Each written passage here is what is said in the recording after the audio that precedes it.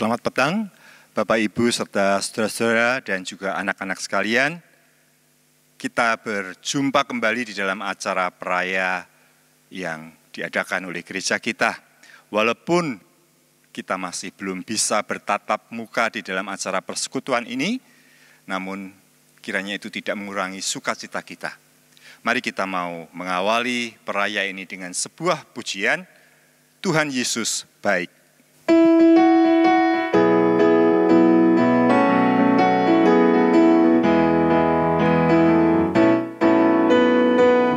Tiada berkesudahan kasih setiamu Tuhan, selalu baru rahmat-Mu bagiku.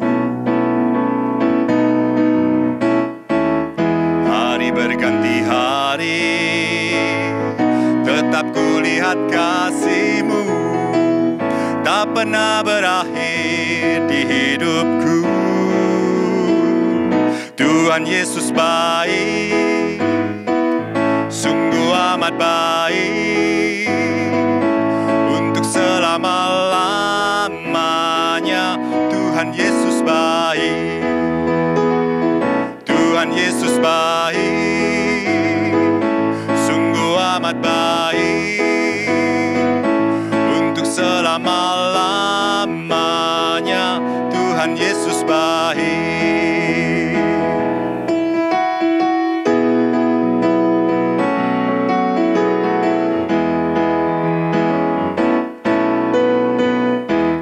Berkesudahan kasih setiamu Tuhan, selalu baru rahmat-Mu bagiku. Hari berganti hari, tetap kulihat kasih-Mu, tak pernah berakhir di hidupku. Tuhan Yesus baik, sungguh amat baik, untuk selama-lamanya. Tuhan Yesus baik, Tuhan Yesus baik, sungguh amat baik, untuk selama-lamanya. Tuhan Yesus baik.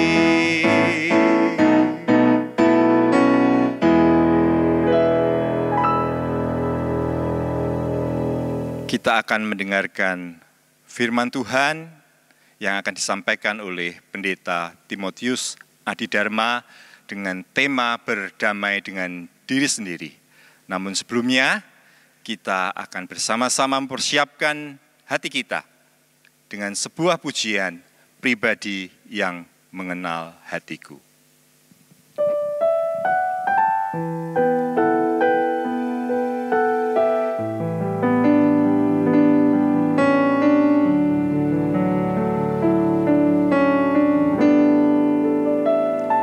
Seperti rusa yang haus, rindu aliran sungai-Mu.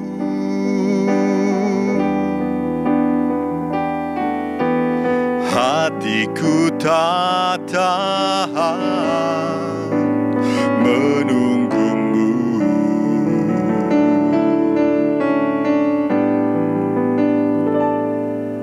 Bagai tanda gersang menanti datangnya hujan,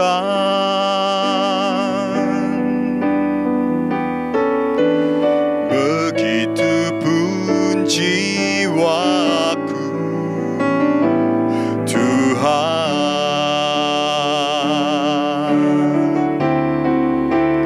Hanya Engkau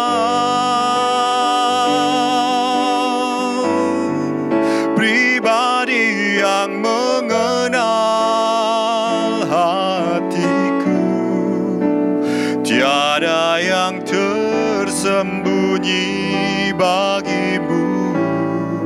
Seluruh isi hatiku Kau tahu, dan bawaku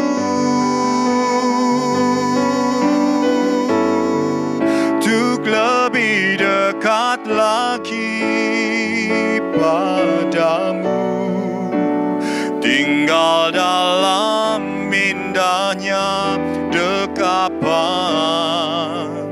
kasih-Mu.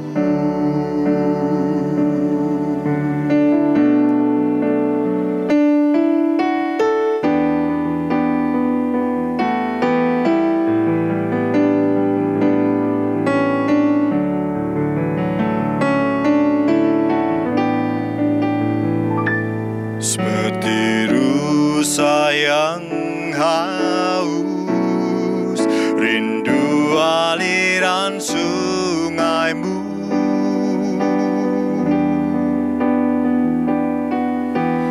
hatiku tak tahan menunggu-Mu.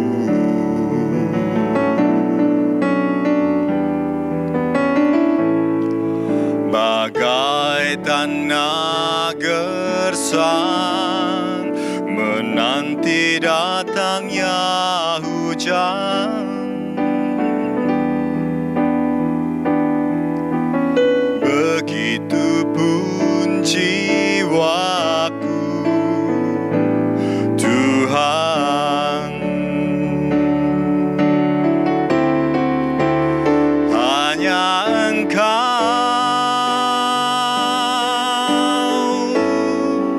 pribadi yang mengenal hatiku, tiada yang tersembunyi bagimu. Seluruh isi hatiku Kau tahu, dan bawaku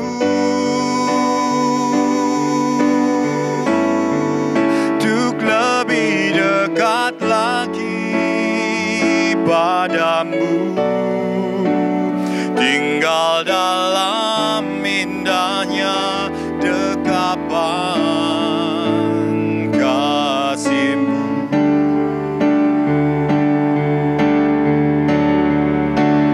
Hanya Engkau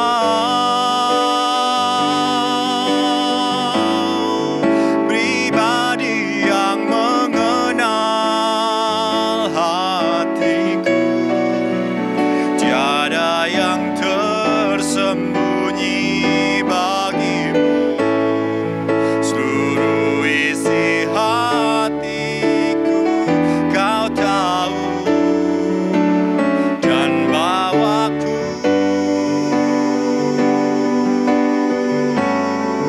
untuk lebih dekat lagi padamu, tinggal dalam indahnya dekapan kasih-Mu.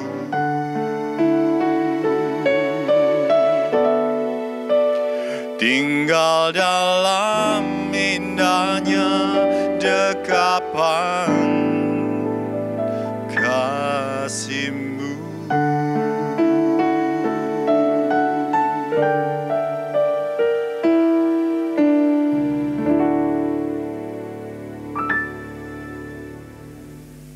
Selamat malam Bapak, Ibu, Saudara, dan anak-anak sekalian.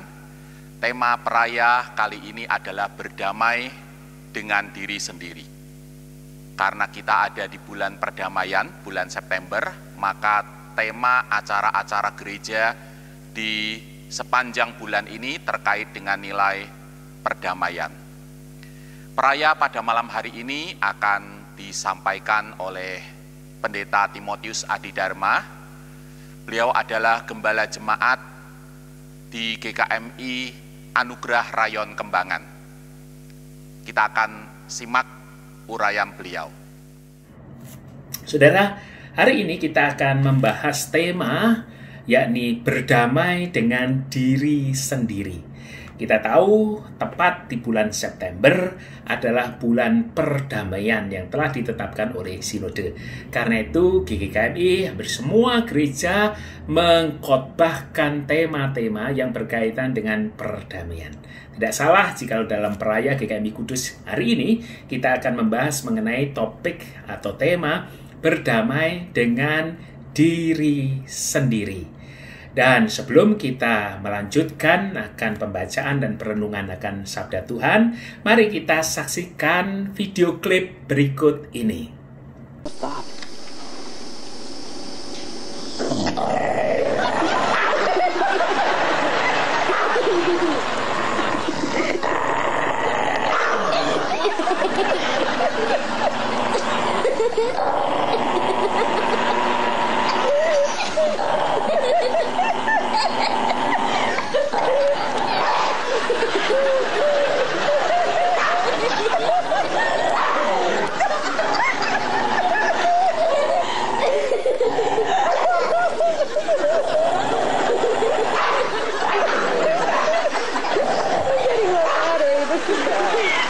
Ya, saudara, kita tentu tertawa karena video klip ini lucu.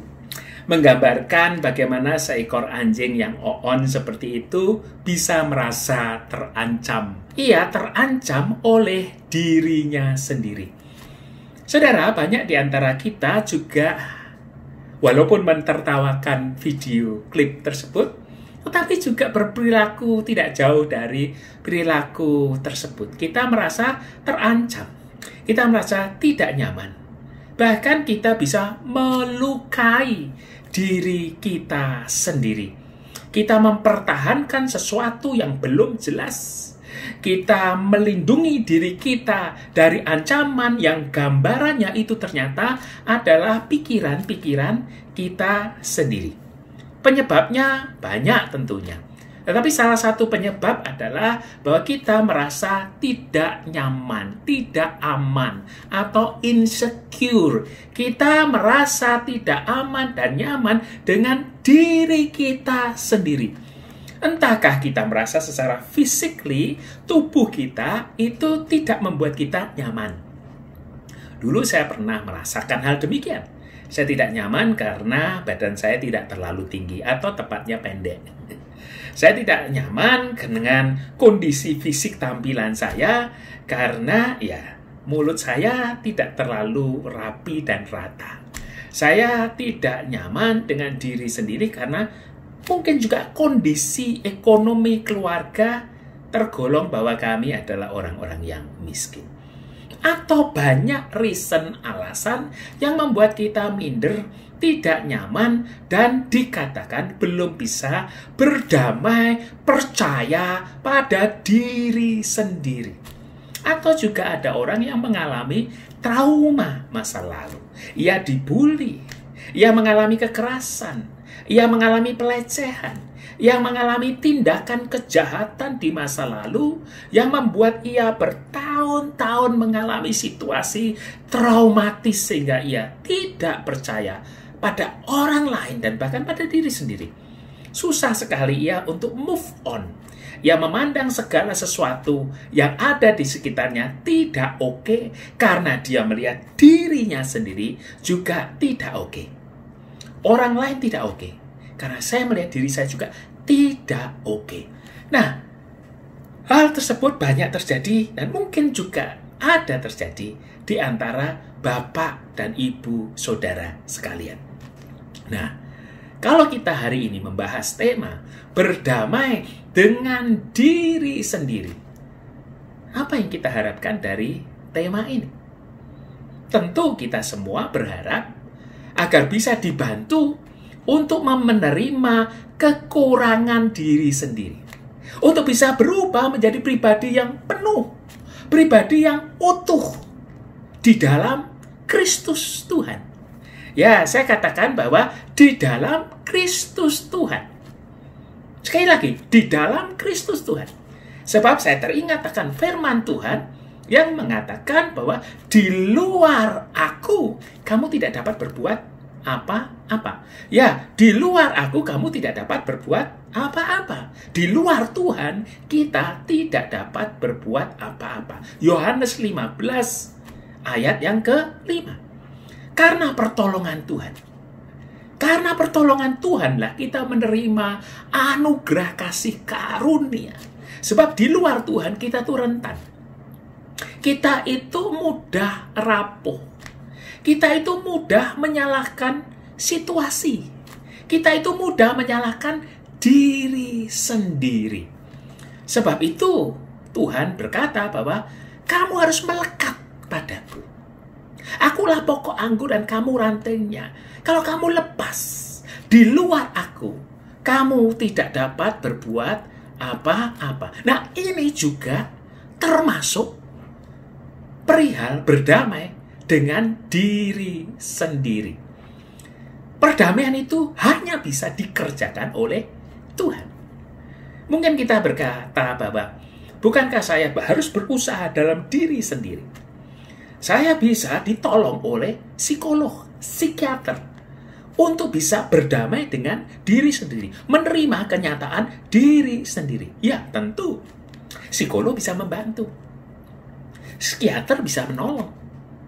Obat-obatan bisa meredakan atau membantu kita untuk bisa releasing dan bahkan lebih tenang. Iya, tetapi semuanya itu sementara. Minuman keras bisa nggak membantu kita menerima diri sendiri? Bisa. Drug bisa nggak membantu kita menerima kenyataan diri sendiri? Bisa. Teman-teman yang senada, seirama dengan kita, bisa nggak menerima kita? Tentu bisa.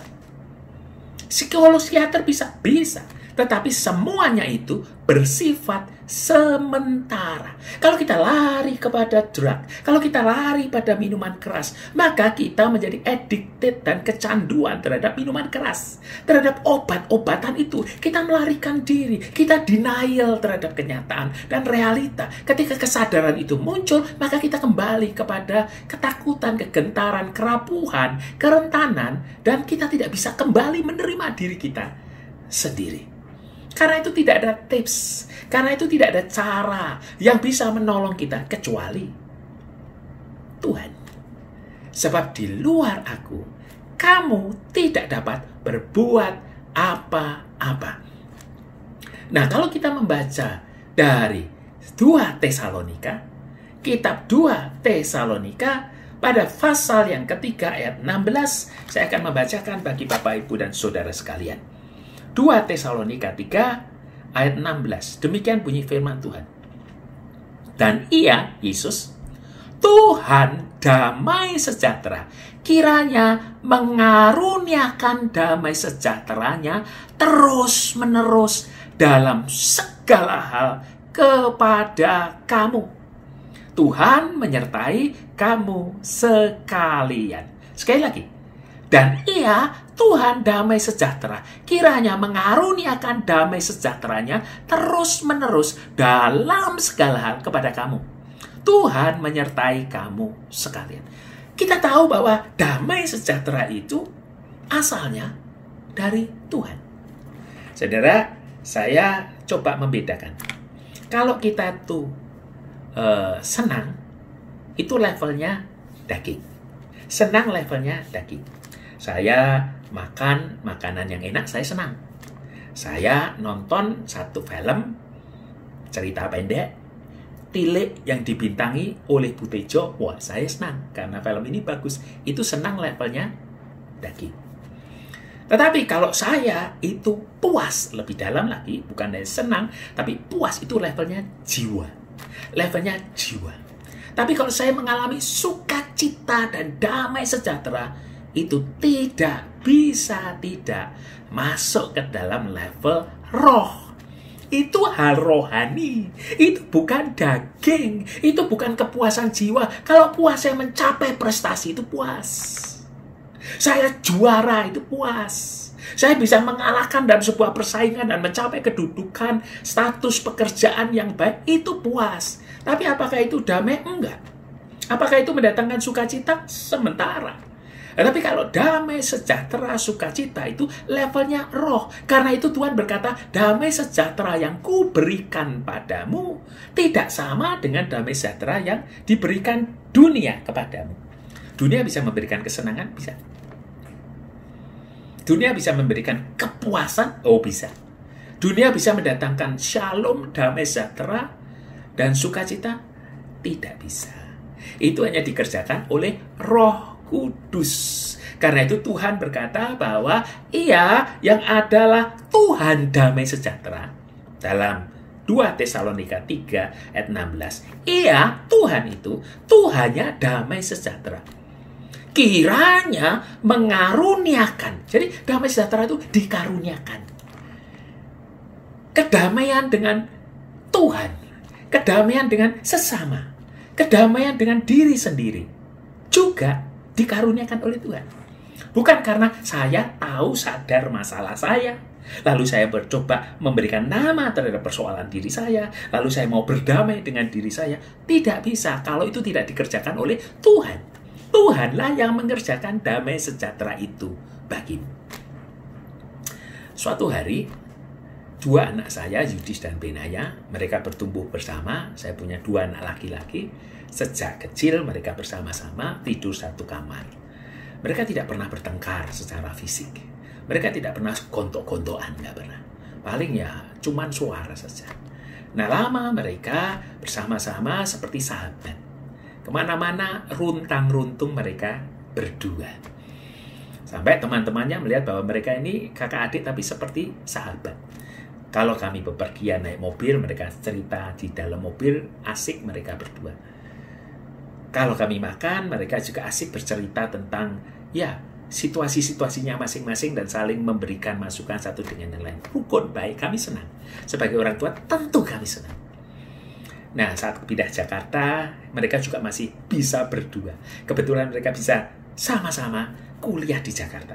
Kita tidak pernah dipisahkan dengan anak-anak, mereka bersama-sama. Mereka satu kamar juga. Suatu malam, kami mendengar mereka sedang bertengkar. Mulut keras di kamar mereka, saling nyolot begitu. Lalu saya mendengar, saya keluar kamar, saya masuk kamar mereka, saya melihat ada apa ini? Nah itu, begini. Nah itu dia ngomong ini dulu. Nah begitu, tidak bisa saling mengalah tapi saling menyalahkan. Lalu saya undang mereka masuk ke kamar kami, kamar saya. Nah di situ mereka, saya tanya lagi ada apa masalahnya. Lalu saling dengan keras diem dan saling nyolot begitu. Lalu saya berhenti. Lalu saya berkata demikian. Yuk kita berdoa. Nah setelah berdoa, lalu saya katakan, saya minta maaf ya. Papa minta maaf kepada Yudis, Papa minta maaf kepada Benaya. Papa yang salah. Mereka diam. Papa salah karena Papa belum bisa mendidik kalian untuk bisa berkata lemah lembut seorang atas yang lain. Papa yang salah, bukan kalian yang salah, Papa yang salah. Kemudian mereka menangis, dan setelah itu bisa berpelukan dan saling memaafkan. Saudara, dalam kehidupan kita membutuhkan orang lain. Saat ketegangan kita lagi konflik itu butuh orang ketiga yang mendamaikan. Kalau kita bersih tegang dengan diri kita sendiri, siapa yang mendamaikan? Kalau kita bersih tegang dengan orang lain aja, harus ada orang yang berhikmat. Rasul Paulus dalam 1 Korintus pada pasal yang ke-6 juga mengingatkan, tidak adakah orang yang berhikmat di antara kamu yang bisa memperdamaikan kamu. Jadi perlu orang lain, orang yang berhikmat yang memperdamaikan orang yang lagi berseteru, berkonflik, bertengkar. Apalagi dengan diri sendiri. Siapa yang bisa memperdamaikan dengan diri sendiri? Dengan keinginan, dengan kegentaran, dengan kekhawatiran, dengan trauma. Ada diri sendiri pada masa lalu kita maupun ketakutan akan masa depan. Siapa yang bisa mendamaikan? Tuhan. Hanya Tuhan yang bisa memperdamaikan kita dengan diri kita sendiri. Karena itu Tuhan Yesus berkata, di luar aku, kamu tidak dapat berbuat apa-apa. Dia, Tuhan Sang Damai Sejahtera. Dikatakan di 2 Tesalonika 3 ayat 16, dan Ia Tuhan Damai Sejahtera. Kiranya mengaruniakan damai sejahteranya terus menerus, tidak sesaat, tidak sementara, tidak membuat addicted, tetapi damai sejahtera yang Tuhan berikan itu terus menerus dalam segala hal kepada kamu. Ya, dalam segala hal kepada kamu, dalam terjemahan versi Alkitab firman Allah yang hidup itu adalah apapun yang terjadi dalam hidupmu, maka damai sejahtera itu menudungi. Maka damai sejahtera yang Tuhan berikan itu selain mendamaikan, ia melingkupimu sehingga engkau merasa damai terus menerus. Jadi Tuhan sang damai sejahtera dan sang sumber damai sukacita itu, ia yang bisa memberikan damai sejahtera dan sukacita itu terus-menerus dalam segala situasi kita. Sekali lagi, itu bukan usahamu. Itu bukan hasil karyamu. Itu bukan model, alat, obat, atau orang yang bisa melakukannya. Tuhan yang bisa melakukannya. Yesus pernah berkata, kalau toh aku pergi, maka sang penghibur itu akan datang. Ia yang akan mencelipkan dan membawa engkau ngerti kebenaran, tahu akan dosa, tahu akan kelemahan, dan ia juga akan memberikan damai sejahtera menyertaimu. Karena itu kita sebagai orang Kristen, sapaan kita shalom. Shalom, damai sejahtera yang keluar dalam diri kita sendiri. Nah, kembali kepada pertanyaan, bagaimana caranya aku bisa berdamai dengan diri sendiri?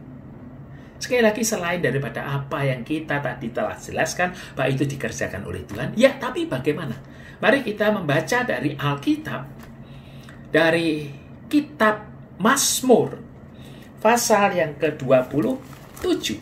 Mazmur 27 berjudul perikop adalah aman dalam perlindungan Allah. Dan dari Mazmur ini saya akan menjelaskan ada 3 hal penting dalam berdamai dengan diri sendiri nanti, apa yang harus kita kerjakan. Mazmur pada pasal 27, ayat yang pertama sampai 14 demikian bunyinya. Tuhan adalah terangku dan keselamatanku. Kepada siapakah aku harus takut? Tuhan adalah benteng hidupku. Terhadap siapakah aku harus gemetar? Ketika penjahat-penjahat menyerang aku untuk memakan dagingku, yakni semua lawanku dan musuhku, mereka sendirilah yang akan jatuh tergelincir. Ya, mereka akan tergelincir dan jatuh. Sekalipun tentara berkemah mengepung aku, tidak takut hatiku. Sekalipun timbul peperangan melawan aku, dalam hal ini pun aku tetap percaya. Satu hal yang telah kuminta kepada Tuhan, itulah yang kuingini, diam di rumah Tuhan seumur hidupku, menyaksikan kemurahan Tuhan dan menikmati baiknya, sebab ia melindungi aku dalam pondoknya. Pada waktu bahaya, ia menyembunyikan aku dalam persembunyiannya di kemahnya. Ia mengangkat aku ke atas gunung batu. Dan sekarang, tegaklah kepalaku mengatasi musuhku di sekeliling aku. Dalam kemahnya aku mau mempersembahkan korban dengan sorak-sorai dan mau menyanyi dan bermazmur bagi Tuhan. Dengarlah, Tuhan, seruan yang kusampaikan. Kasihanilah aku dan jawablah aku. Hatiku mengikuti firman-Mu. Carilah wajahku, maka wajah-Mu kucari ya Tuhan. Janganlah menyembunyikan wajah-Mu daripadaku. Janganlah menolak hamba-Mu ini dengan murka. Engkaulah pertolonganku. Janganlah membuang aku dan janganlah meninggalkan aku, ya Allah penyelamatanku. Sekalipun ayahku dan ibuku meninggalkan aku, namun Tuhan menyambut aku. Tunjukkanlah jalan-Mu kepadaku, ya Tuhan. Dan tuntunlah aku di jalan yang rata oleh sebab seteruku. Janganlah menyerahkan aku kepada nafsu lawanku, sebab telah bangkit menyerang aku saksi-saksi dusta dan orang-orang yang bernafaskan kelaliman. Sesungguhnya aku percaya akan melihat kebaikan Tuhan di negeri orang-orang yang hidup. Nantikanlah Tuhan, kuatkanlah dan teguhkanlah hatimu. Ya, nantikanlah Tuhan. Konteks dari apa yang dialami Daud ini memang berhadapan dengan musuh. Situasi tertekan oleh karena konflik bersama atau dengan orang lain, dengan musuh-musuh. Tetapi ini juga bisa diterapkan dalam konteks kehidupan kita ketika kita belum bisa berdamai, ketika kita merasa tersakiti atau tidak bisa menerima diri sendiri. Nah, apa yang harus kita lakukan? Satu, yang pertama adalah datanglah kepada Tuhan. Ya, datanglah kepada Tuhan. Tuhan berkata juga, marilah kepadaku semua yang letih lesu dan berbeban berat. Aku akan memberikan kelegaan kepadamu. Ya, hanya Dia, hanya Tuhan yang sanggup memberikan kelegaan kepada orang yang letih lesu, yang haus, orang yang mungkin merasa berpenampilan happy. Orang bisa memoles situasinya kelihatannya oke-oke saja, nampak tidak ada masalah, tetapi sesungguhnya dalam hatinya bisa jadi mengalami kerapuhan. Dalam hatinya bisa jadi ia mengalami kehausan. Bisa jadi ia mengalami kerentanan dan konflik batin yang amat sangat. Kita nggak ngerti. Penampilan orang bisa happy, bisa aktif melayani. Tapi sesungguhnya bisa juga ia sedang mengalami penolakan, konflik batin, konflik dengan diri, dan tidak bisa menerima diri sendiri, tidak bisa menerima masa lalunya, dan itu bisa saja terjadi, dan mungkin terjadi. Nah, contoh adalah perempuan Samaria. Dalam kisah Injil Yohanes, Yesus masuk ke daerah Samaria, dan ia ada di satu sumur Yakub. Siang-siang terik panas, ada seorang yang hendak mengambil air, perempuan Samaria ini. Dan ketika Yesus meminta air daripadanya, lalu dia mengatakan, mengapa engkau meminta aku air? Kau orang Yahudi, aku orang Samaria. Tetapi Yesus berkata, kalau kau ngerti siapa kepada siapa yang berkata-kata ini, maka kau akan minta air daripadanya. Sebab Yesus berbicara, akulah air hidup itu. Kalau kamu nerima, kalau kamu datang pada aku, maka engkau tidak akan haus lagi. Perempuan ini mengalami kehausan batin. Mungkin awalnya dilihat cantiknya, penampilannya, seolah-olah nggak ada masalah. Ia telah mengcover, menutupi keadaannya dengan happy-happy saja. Ia seolah-olah tidak punya problem persoalan. Dia tipe orang yang ekstrovert, bahkan bisa jadi. Karena ia disukai oleh banyak orang, bisa jadi. Dan ia dari satu lelaki ke lelaki yang lain. Sampai 5 suami dia punya. Yang sekarang tinggal dengan dia juga bukan suaminya. Ia tidak mengalami kepuasan. Ada kekosongan. Ada sesuatu yang konflik batin yang tidak pernah selesai dalam dirinya. Tapi ia berusaha merasionalisasi. Ia berusaha mengalihkan dengan situasi-situasi yang seolah-olah ia sedang mengajarkan soal cinta. Dan berbicara tahu persis sebagai ekspertis cinta. Tapi Yesus tahu persis. Kamu mengalami kehausan. Tetapi kalau kamu datang padaku dan kamu mau menerima air yang daripadaku, niscaya air itu akan meluap dari dirimu. Engkau nggak akan haus lagi. Tuhan, berikanlah air itu. Kena dia. Begitu tepat pada apa yang katakan Yesus, ngerti persis kebutuhan. Itu langsung kena. Saudara, orang yang mengalami kekeringan, kekosongan, konflik batin, begitu jiwanya, begitu rohnya klik kena, dan Tuhan melalui Roh Kudus itu berbicara kepadanya, dia nggak bisa berkata, berdalih apa-apa, kecuali dia sujud tersungkur. Tuhan, berikan padaku air itu. Berikan padaku air itu.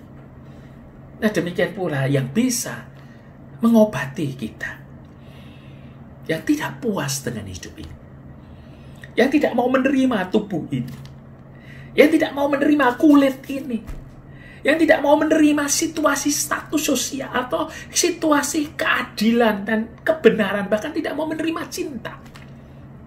Karena trauma, karena persoalan masa lalu. Yang bisa mengobati hanya Tuhan. Kalau kita datang kepada Tuhan, yang pertama karena itu, datang kepada Tuhan. Kalau kita datang kepada Tuhan, maka akan terpulihkan. Dari dalam diri kita akan ada pengobatan yang luar biasa yang akan memulih sembuhkan. Daud itu tahu persis. Kalau ia lagi galau, ia datang kepada Tuhan.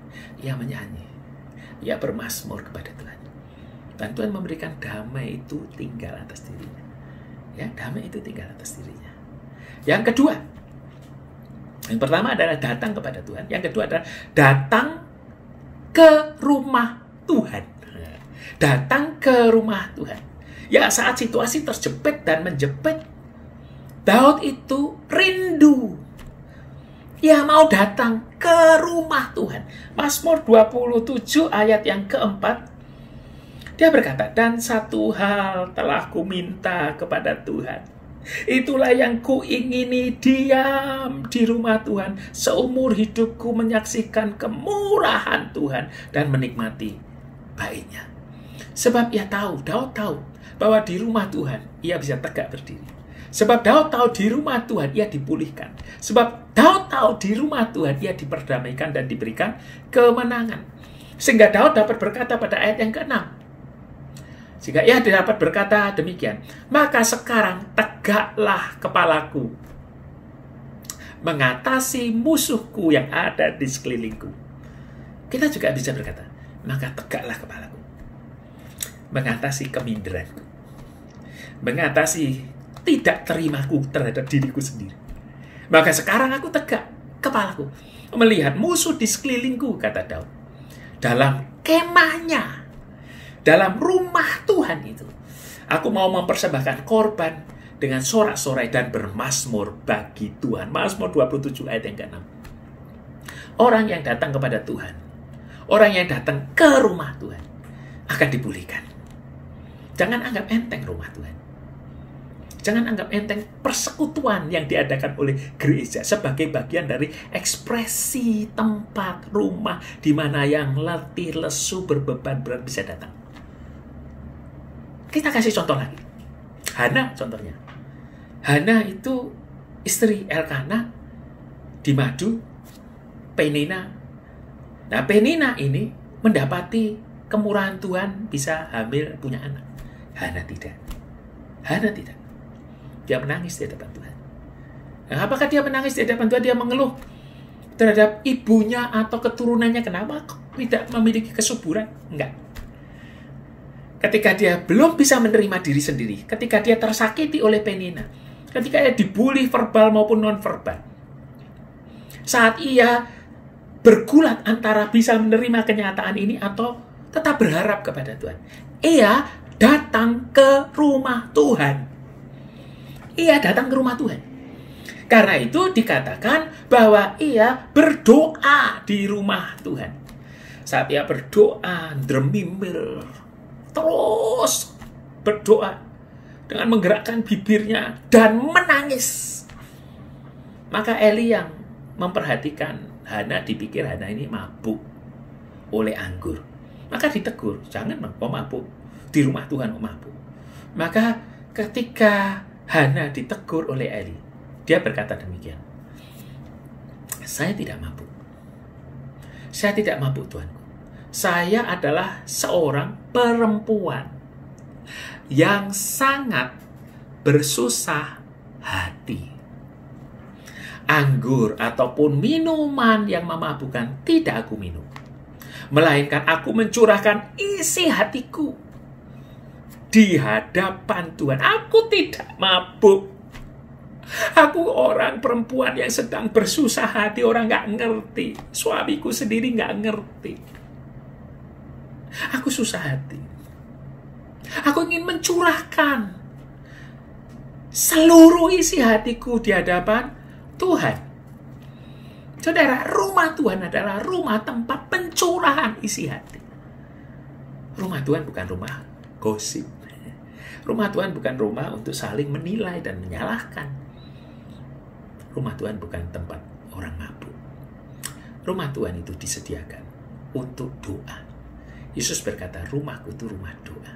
Rumah orang yang mencurahkan isi hatinya. Orang yang bersusah hati bisa datang ke rumah Tuhan, berdoa. Dan Tuhan suka mendengar orang yang tahu persis ke tempat mana ia mencurahkan isi hatinya.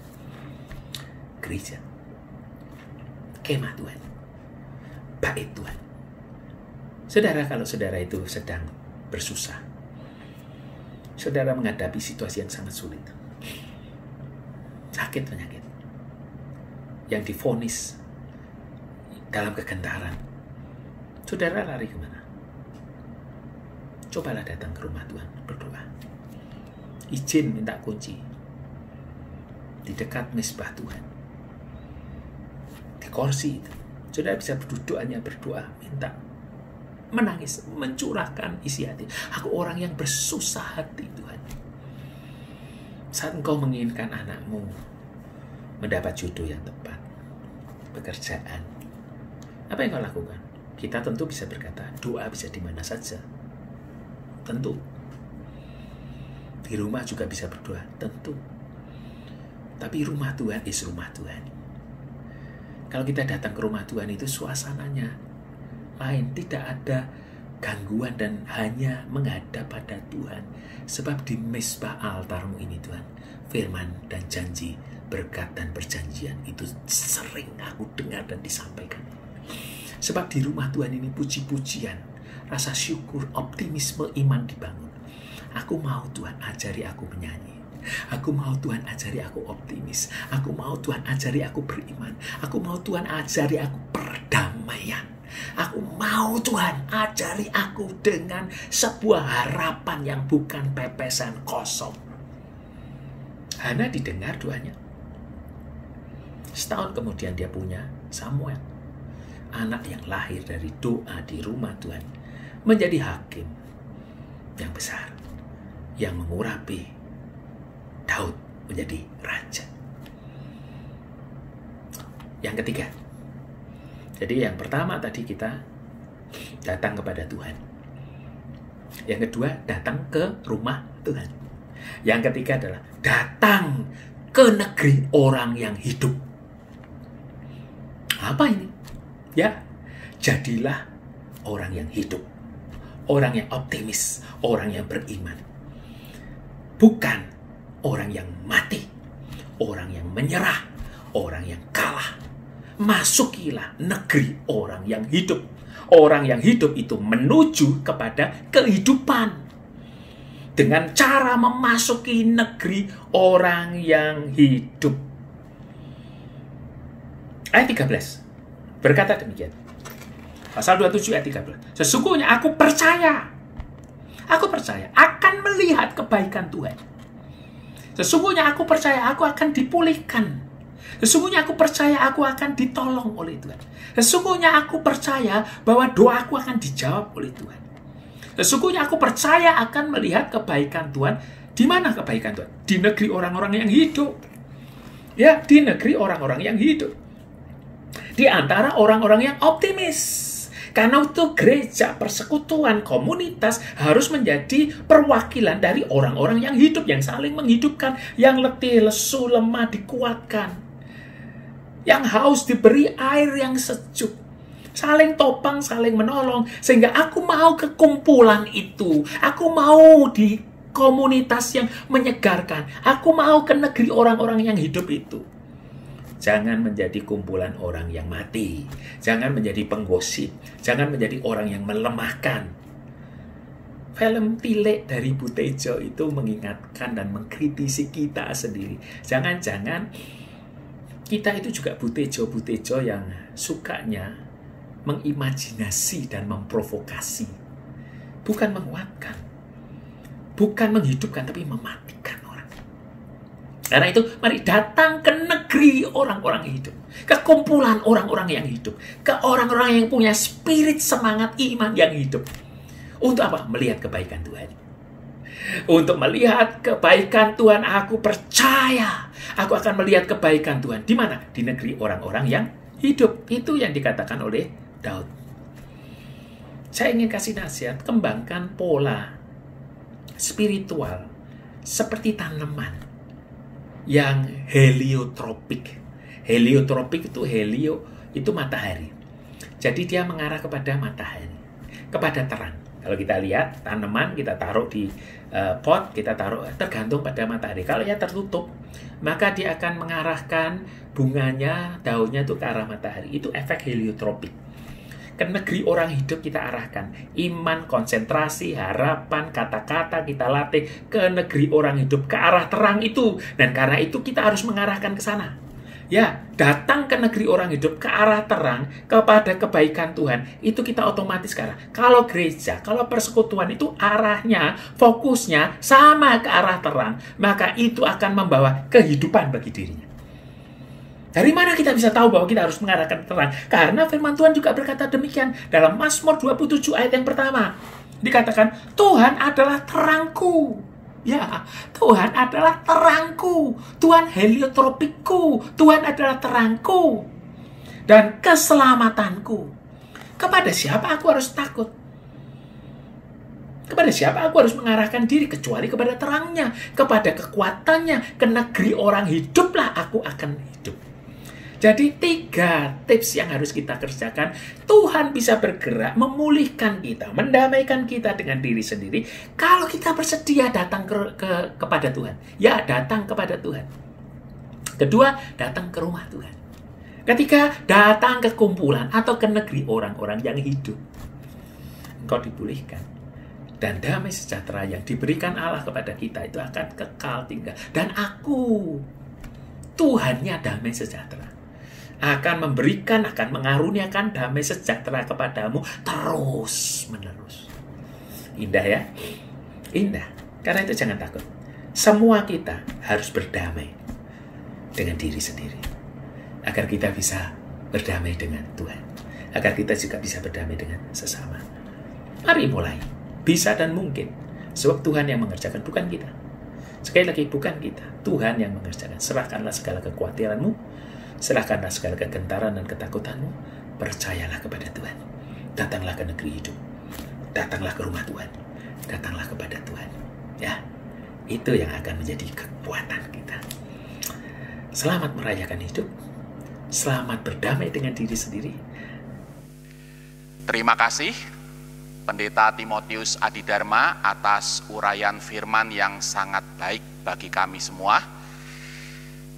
Saya akan simpulkan, Bapak, Ibu, Saudara, dan anak-anak sekalian, Pendeta Timotius Adidharma tadi telah menyampaikan bahwa salah satu persoalan kita sebagai manusia yang memiliki masa lalu adalah hal berdamai dengan diri sendiri.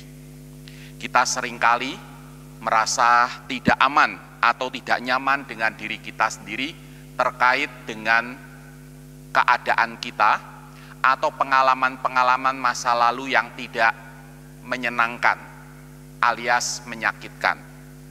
Bagaimana kita bisa berdamai dengan diri kita sendiri?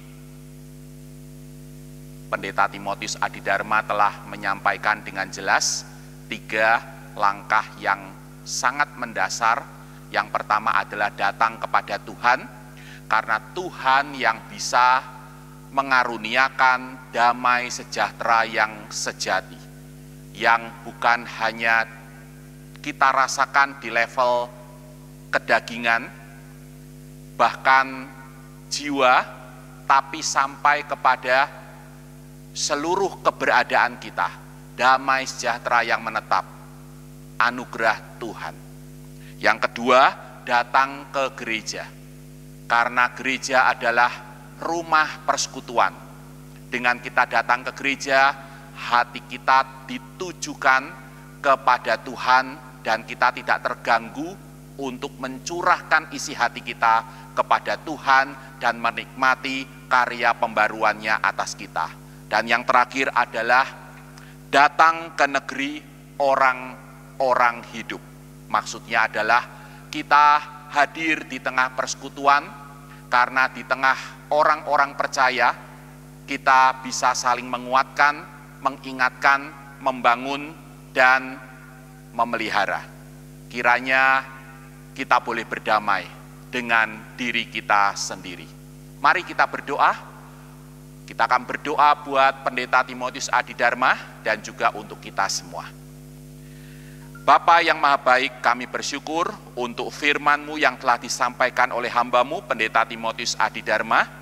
Kami berdoa, memohon pimpinan, penyertaan, dan pertolongan-Mu atas kehidupan dan pelayanan beliau sebagai Gembala Jemaat di GKMI Anugerah Rayon Kembangan, juga pelayanan beliau di Sinode GKMI.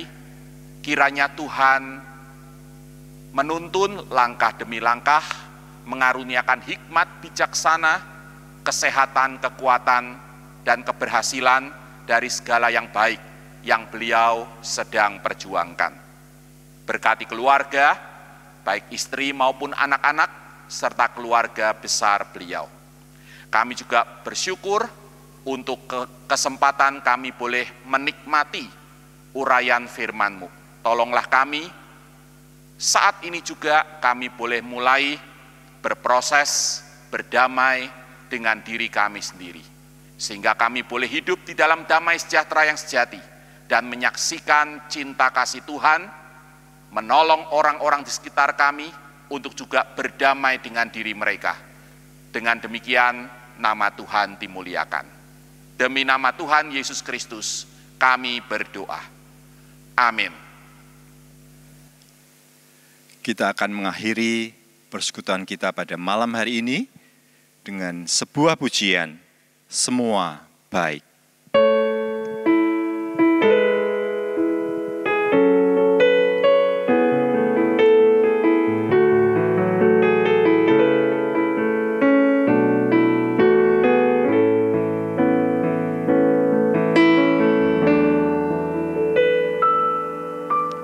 Dari semula telah Kau tetapkan hidupku dalam tangan-Mu, dalam rencana-Mu Tuhan. Rencana indah telah Kau siapkan bagi masa depanku yang penuh harapan. Semua baik, semua baik, apa yang telah Kau perbuat di dalam hidupku.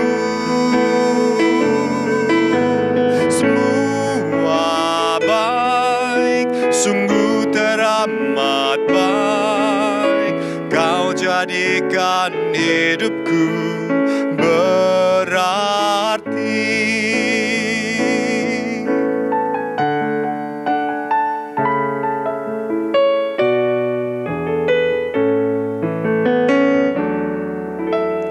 Dari semula telah Kau tetapkan hidupku dalam tangan-Mu, dalam rencana-Mu Tuhan. Rencana indah telah Kau siapkan bagi masa depanku yang penuh harapan. Semua baik, semua baik, apa yang telah Kau perbuat di dalam hidupku. Semua baik, sungguh teramat baik, Kau jadikan hidupku berarti. Semua baik, semua baik, apa yang telah Kau perbuat di dalam hidupku. Semua baik, sungguh teramat baik, Kau jadikan hidupku berarti.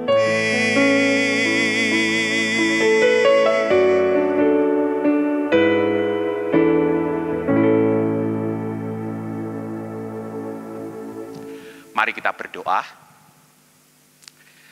Bapa yang Maha Baik, kami bersyukur atas persekutuan raya pada malam hari ini. Kiranya firman-Mu senantiasa menuntun setiap langkah kami. Dan akhirnya kami mohon berkat-Mu atas kami sekalian. Bapak Ibu Saudara sekalian, mari kita arahkan pandangan kita kepada Tuhan dan terimalah berkat-Nya. Kasih karunia dari Allah Bapa, penyertaan dari Tuhan Yesus Kristus, serta pimpinan dan pertolongan dari Roh Kudus, atas Bapak, Ibu, Saudara sekalian, juga anak-anak, hari ini sampai selamanya. Amin. Bapa, terima kasih. Bapa, terima kasih. Bapa, terima kasih. Bapa di dalam surga, ku berterima kasih. Amin.